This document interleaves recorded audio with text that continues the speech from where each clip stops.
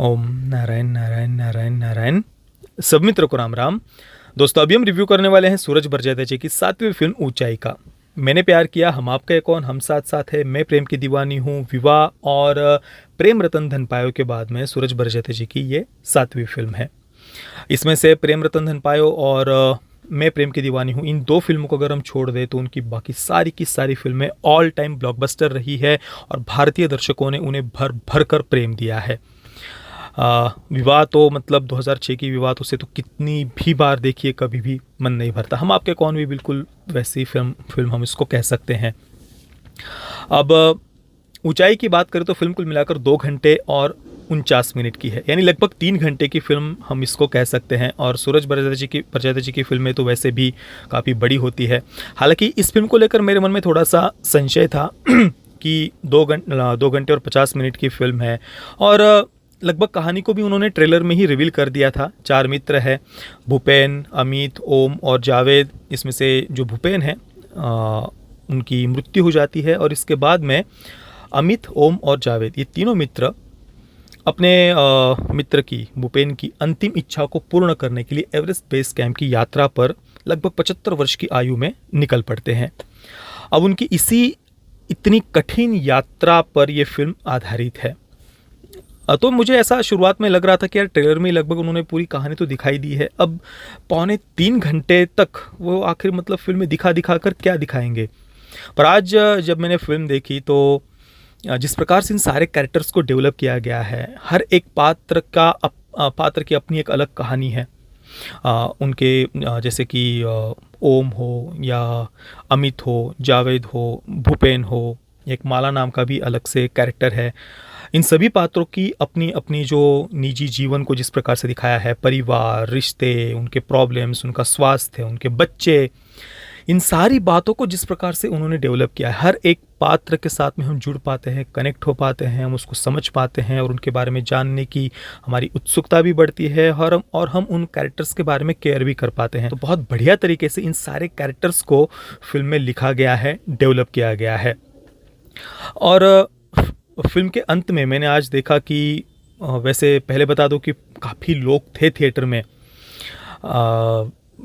मतलब बॉलीवुड की फिल्मों को अभी पिछले कुछ समय में हमने देखा है कि ऑडियंस पूरी तरीके से नकार रही है, पर आज जब मैं ऊंचाई देखने के लिए गया तो थिएटर में काफ़ी दर्शक थे और ज़्यादातर दर्शक काफ़ी वयस्क थे, बुज़ुर्ग थे थिएटर में।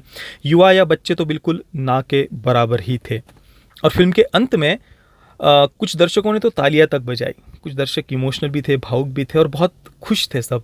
फिल्म अंत में हमारे चेहरे पर एक बहुत बड़ी हंसी छोड़कर जाती है।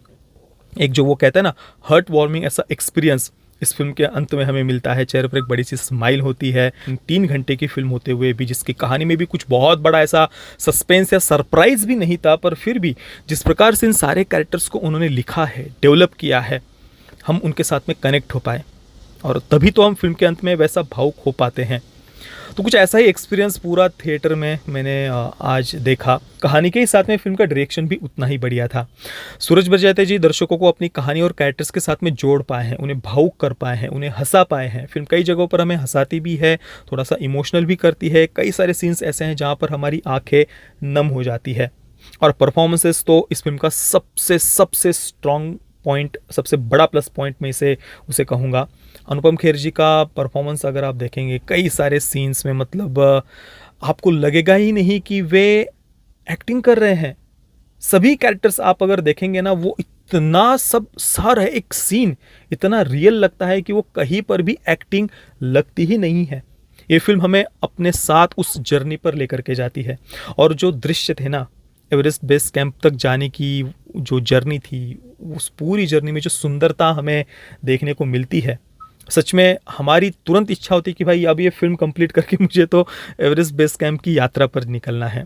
इतना सुंदरता से उन्होंने पूरा पिक्चराइज किया है। सिनेमेटोग्राफी भी फिल्म की बहुत बहुत बढ़िया थी। और फिल्म के म्यूज़िक को मैं कुछ बहुत ही एक्सेप्शनल नहीं कहूँगा, या फिर इसका म्यूज़िक या गाने सॉन्ग्स ऐसे नहीं थे जिनको आप याद रख पाएंगे या कई कई वर्षों तक गुनगुना पाएंगे, ऐसा तो नहीं था। पर जब हम फिल्म देखते हैं तो वहाँ पर वो सारे सॉन्ग्स मुझे बहुत पसंद आए, सिचुएशनल थे।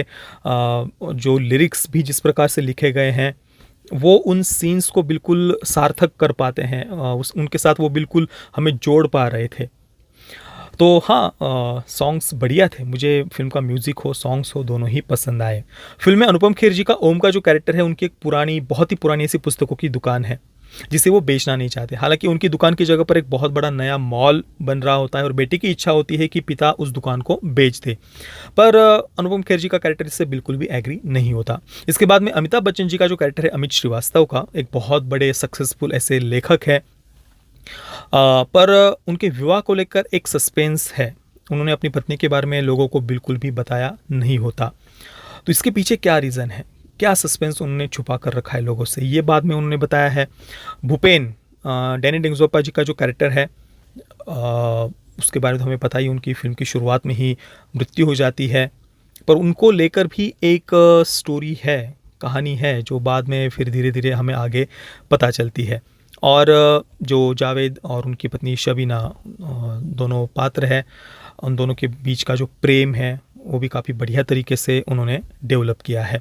और साथ में ही अनुपम खेर जी का जो ओम का कैरेक्टर है, उनका गोरखपुर में उनकी एक पुरानी हवेली होती है, उनका जो, उनके जो बड़े भाई, छोटे भाई है, वो भी कुछ पारिवारिक संबंधों में जो कुछ समस्याएं होती है वो उसके साथ उन्होंने दिखाई है।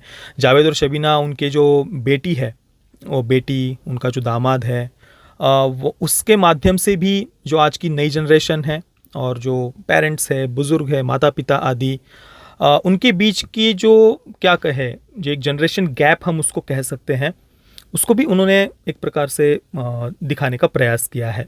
बाकी माला का कैरेक्टर है, उसकी भी अपनी एक कहानी है।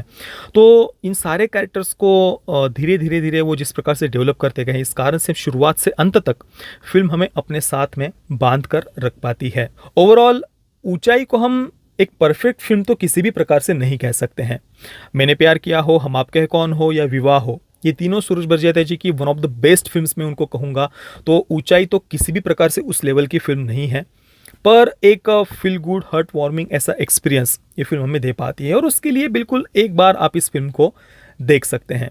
मैं ऊंचाई को दूंगा 7.5 out of 10 stars. Parental guidance की कोई भी आवश्यकता नहीं है। फिल्म में कोई सेक्स, न्यूडिटी, वायलेंस वगैरह कुछ भी नहीं है, तो बिल्कुल आप अपने पूरे परिवार के साथ में फिल्म को देख सकते हैं। बाकी दोस्तों, आपने अगर ऊंचाई को देखा है तो आपका एक्सपीरियंस कैसा रहा, आपको ये फिल्म कैसे लगी, मुझे आप नीचे कमेंट में अवश्य बताना। ये वीडियो देखने के लिए आप सभी मित्रों का बहुत बहुत धन्यवाद। जय श्री राम, वंदे मातरम।